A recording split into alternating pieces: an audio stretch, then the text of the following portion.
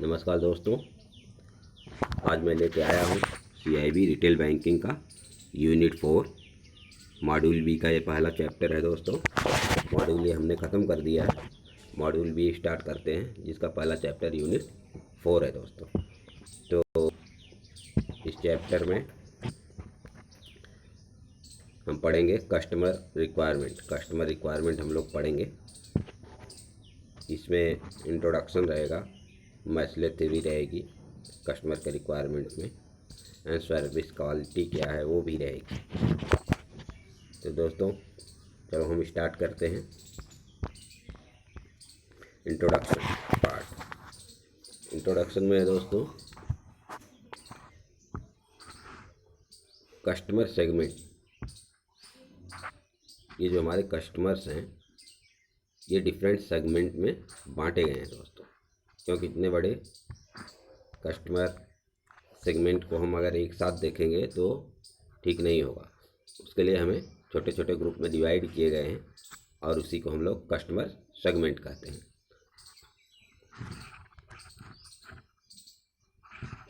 Discussing about their requirement broadly, customers are segmented based on their income level. जो customer हैं उनके income level के हिसाब से वो डिवाइड किए गए हैं। देयर नीड्स, इनकम लेवल और नीड्स के हिसाब से उनको डिवाइड किया गया है दोस्तों। अब दोस्तों देखें, ये बेसिक सेगमेंट, जो कस्टमर का बेसिक सेगमेंट है क्या है, इसको हम लोग देखते हैं। एक छोटा सा टेबल दिया गया है। ये इस टेबल में देखें, ये इनकम लेवल जो है लाख में दिया गया है और कस्टमर सेगमेंट जो नाम दिया गया है उसको क्या बोलते हैं। तो जिसका इनकम 2 से 10 लाख होता है, नॉर्मली दोस्तों 2 से 10 लाख को भी कॉमन आदमियों का होता है, तो उसे मास मार्केट बोलते हैं। जिसका 10 से 50 लाख तक ईयरली इनकम है उसको मास अफ्लुएंट बोलते हैं। 50 से 400 लाख उसको सुपर अफ्लुएंस बोलते हैं। 400 लाख से 4,000 लाख हाई नेटवर्थ, और 4,000 लाख से 1,20,000 लाख सुपर हाई नेटवर्थ एवं 1,20,000 लाख अल्ट्रा हाई नेटवर्थ बोलते हैं दोस्तों। ये हमारा कस्टमर के इनकम के हिसाब से उनका सेगमेंट है। ये टोटल 6 सेगमेंट है दोस्तों। मास मार्केट, जो ज़्यादातर लोगों का इनकम होता है उसे मास मार्केट बोलते हैं। जिनका इनकम 2 से 10 लाख होता है उसे मास मार्केट। 10 से 50 लाख उसको मास अफ्लुएंस। 50 से 400 सुपर अफ्लुएंस। 400 से 4,000 हाई नेटवर्थ। 4,000 से 1,20,000 लाख सुपर हाई नेटवर्थ, और एवं 1,20,000 लाख से ऊपर अल्ट्रा हाई नेटवर्थ कहे जाते हैं दोस्तों। अब आगे बढ़ते हैं दोस्तों। The fundamental assumption about customer for building retail banking product. ध्यान है दोस्तों, ये एक एजम्पशन किया जाता है, एजम्पशन है कि जो रिटेल बैंकिंग के प्रोडक्ट एंड सर्विसेज हैं इसको डेवलप करने के लिए कुछ एजम्पशंस हैं दोस्तों, उसको हम ध्यान देते हैं। Customer are different. क्या? पहला तो ये customer are different. Needs of the customer are different. Each customer will have different sets of need of financial service. The needs requirement of customer financial service will be unique. Customer can be broadly grouped together based on their pyramid. Customers can be grouped together based on their income, age, geography, vocation, gender, family size. Product and services can be developed for a single or combined of the above element of satisfaction most of it. Product and services can be structured on a niche basis within one or any of the above element। तो दोस्तों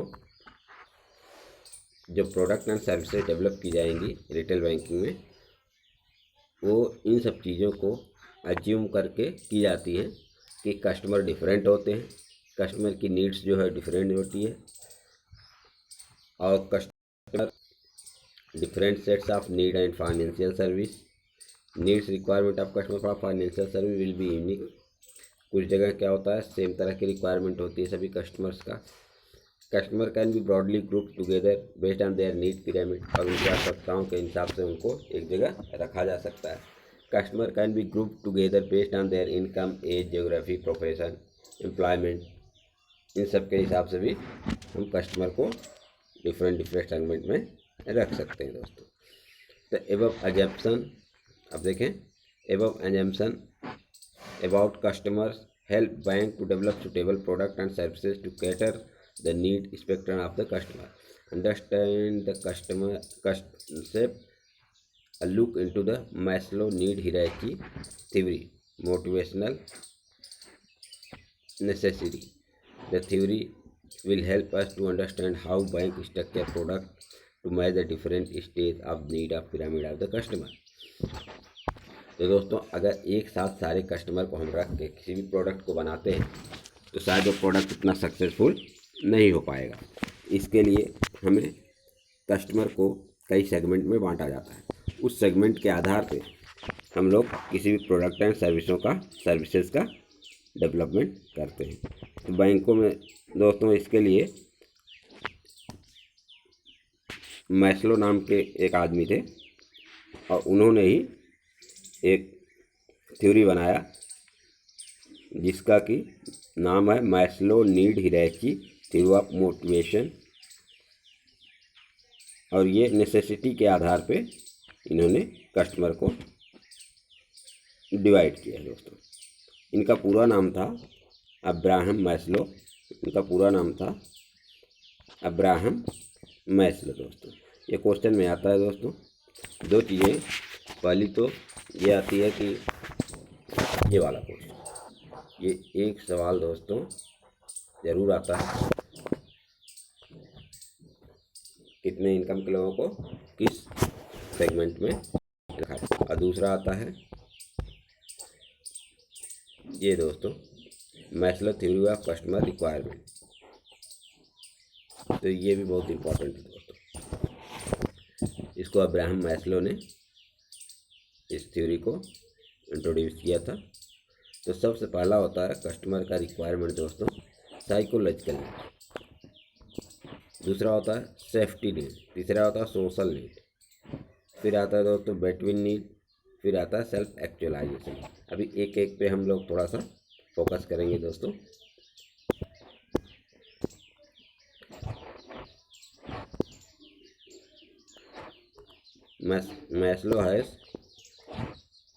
Maslow has defined 5 needs of individual in their various stages of life. एक आदमी के life में generally 5 stage हैं दोस्तों। उसमें से पहला है साइकोलॉजिकल नीड। साइकोलॉजिकल नीड्स में दोस्तों आता है core saving account, personal accident cover, housing loan. ये सारा जो है साइकोलॉजिकल नीड है दोस्तों। उसके बाद होता है सिक्योरिटी नीड। सिक्योरिटी नीड्स में होता है सेफ्टी नीड्स या सिक्योरिटी नीड्स, रिकरिंग या fix deposit product, life service insurance product, endorsement product, tax planning, banking, insurance and mutual fund product.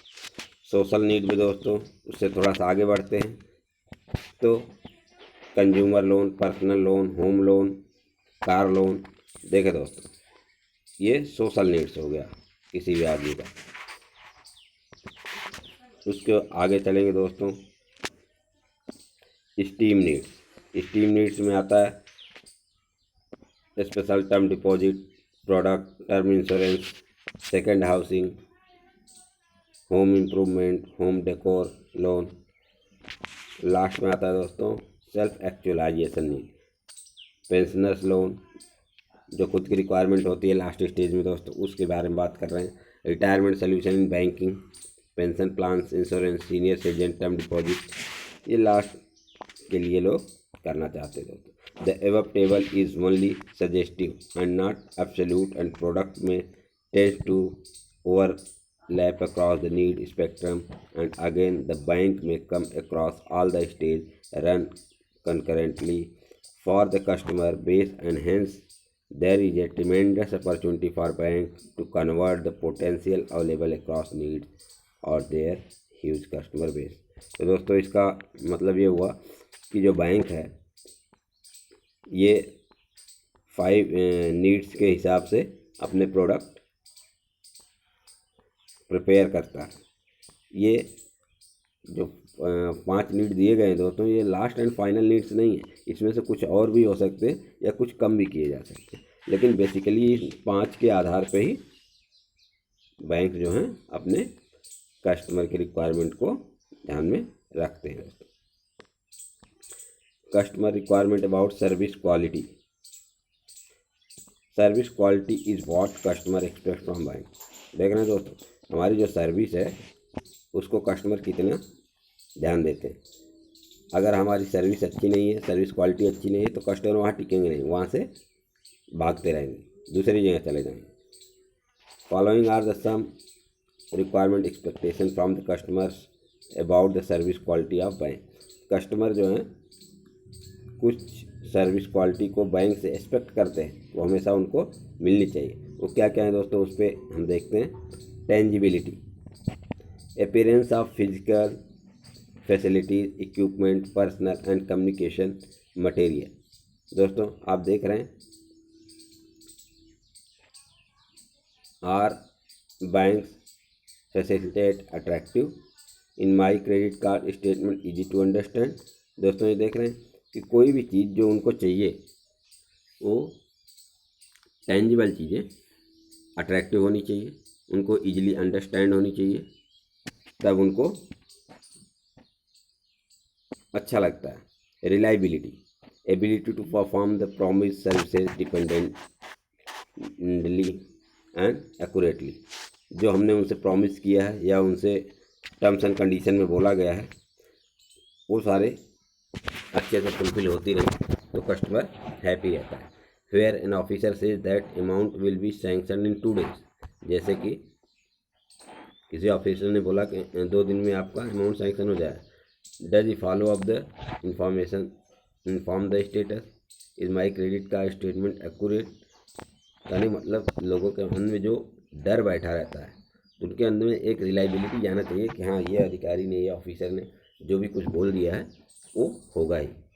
Responsiveness, willingness to help customer and provide prompt service. तो जो customer है दोस्तों bank से expectation रखता है कि bank वाले रिस्पॉन्सिव होंगे, विलिंगनेस होगी उनको कुछ काम करने के लिए। जैसे ही आए उनको थोड़ा सा और भैया कैसे हो, ठीक ठाक हैं, इतना बोल देने से ही कस्टमर में थोड़ा अपनापन झलकने लगता है। उसको ऐसा लगता है कि ऑफिसर हमारे लिए अच्छी बातें कर रहा है। अश्योरेंस, दोस्तों आगे का ये अश्योरेंस, तो कस्टमर को एश्योरेंस होना चाहिए कि हाँ मैं यहाँ आया हूँ, तुम्हारा ये काम ये हो जाएगा। नेक्स्ट है दोस्तों क्रेडिबिलिटी,